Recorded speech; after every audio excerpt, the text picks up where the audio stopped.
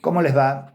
Damos comienzo aquí al desarrollo de 4 unidades vinculadas con el saber idiomático. Ustedes recordarán que el saber idiomático trata de repasar, conocer, aprender aquellas reglas que rigen la vida, el uso de un idioma concreto.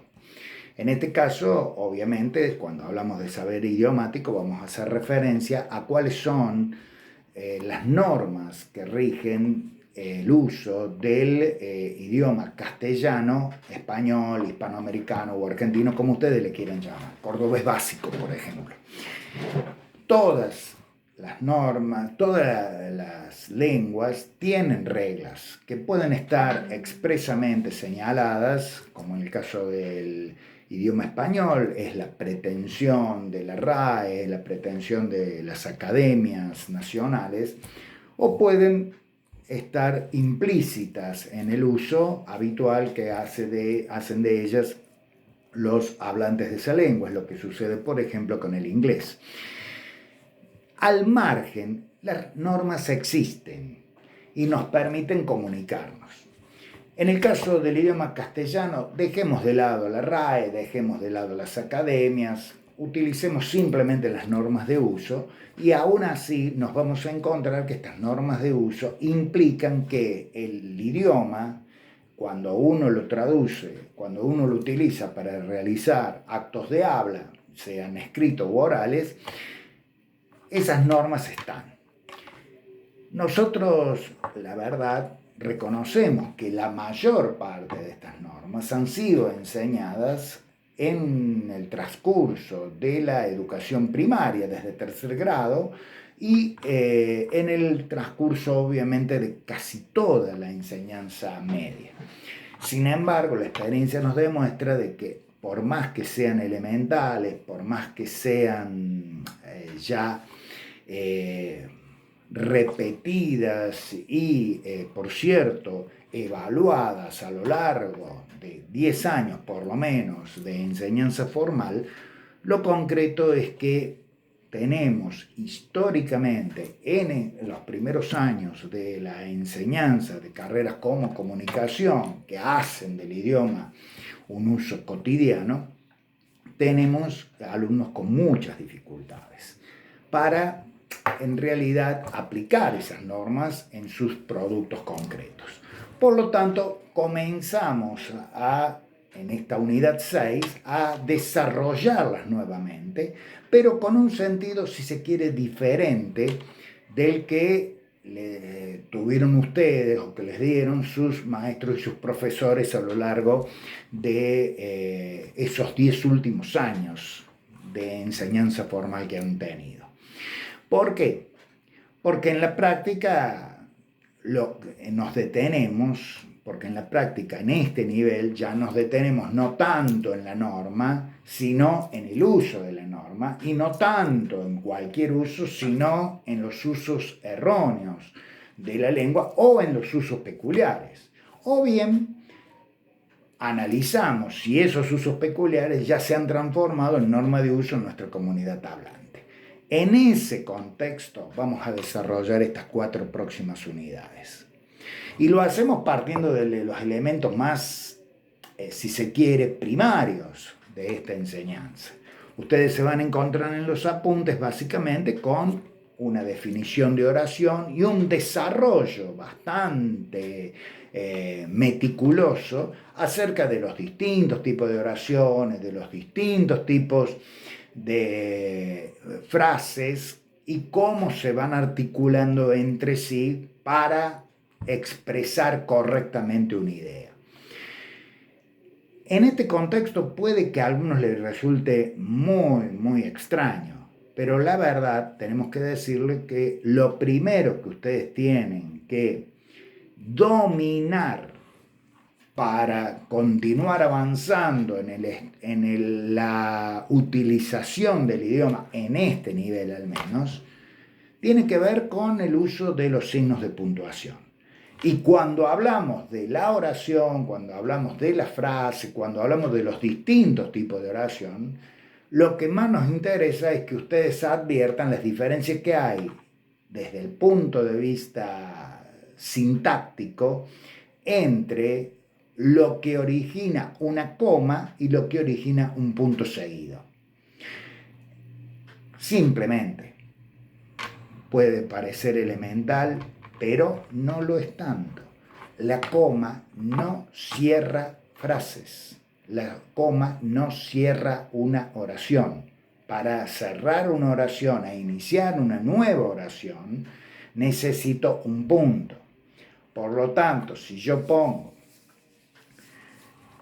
mañana viajaré a Córdoba, coma, el próximo sábado Roberto viajará también a la Córdoba, la coma no corresponde porque hay dos sujetos diferentes, no están unidos por un articulador que puede ser la palabra y por lo tanto, la conjunción y por lo tanto tengo dos oraciones totalmente independientes.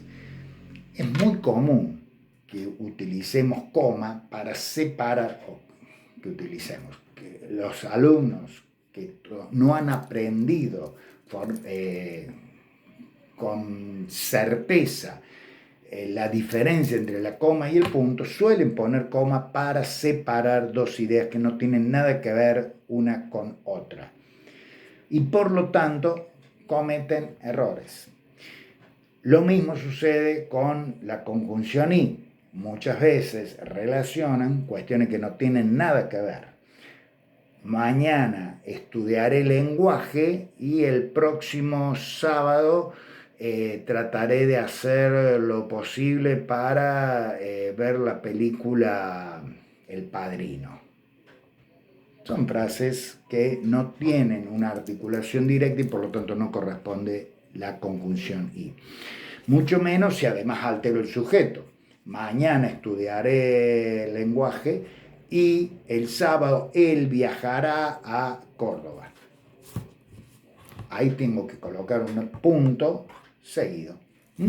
O, en este caso, me atrevo a decir, creo que corresponde punto y aparte. Pero bueno, eso puede ser cuestión estilística. Son cuestiones que ustedes tienen que dominar. Por ejemplo, distinguir con claridad cuáles son las oraciones personales de las impersonales. ¿Cuáles son las oraciones personales? Las que tienen sujeto. ¿Cuáles son las oraciones impersonales? Las que no tienen sujeto. Una oración personal puede tener el sujeto expreso o el sujeto omitido o tácito. Si yo digo, él brinda su apoyo a las obras de bien, allí tengo el sujeto expreso, él.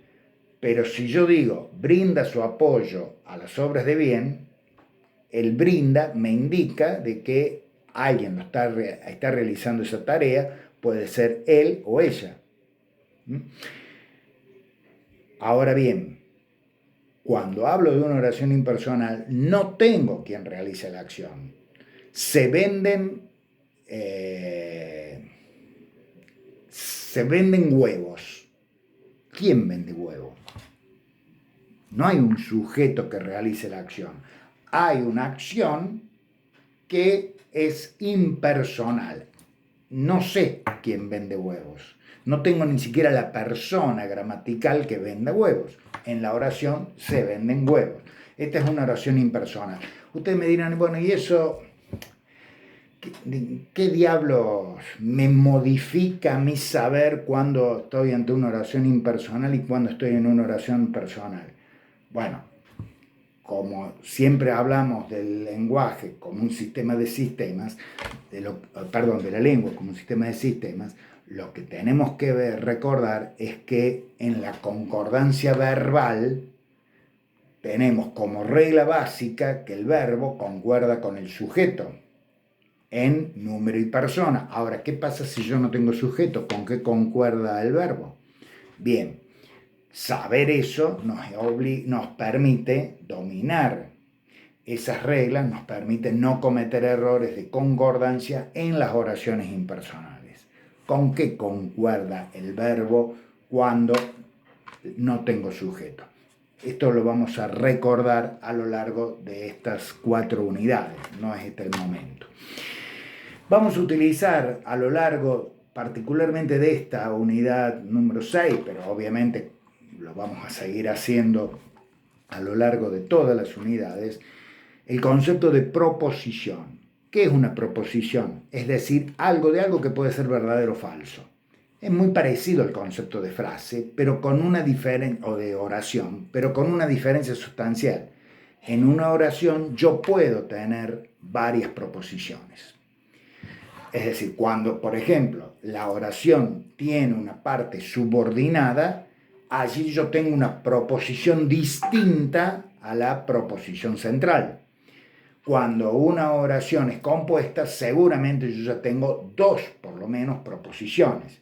Por lo tanto, cuando hablamos de proposiciones, no estamos hablando exactamente de oraciones.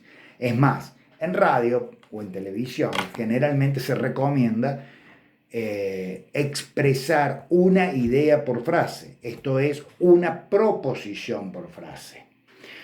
Diferente es el caso de cuando uno redacta para diarios, donde puede poner varias proposiciones en una misma frase. El motivo no es gramatical, el motivo tiene que ver con el medio de comunicación. No es lo mismo comunicarse oralmente que hacerlo por la vía escrita. En la vía escrita uno tiene la oportunidad de releer si hay algo que no interpretó. En el caso de la comunicación oral, la posibilidad de volver a escuchar lo que dijo para interpretarlo mejor se desvanecen, más allá de que ahora existe la posibilidad, como la que estamos utilizando, de la grabación. Pero en el lenguaje oral generalmente utilizamos frases simples en las cuales encontramos una proposición y nada más que una proposición por oración. Aquí paramos un segundito y vamos a la segunda parte.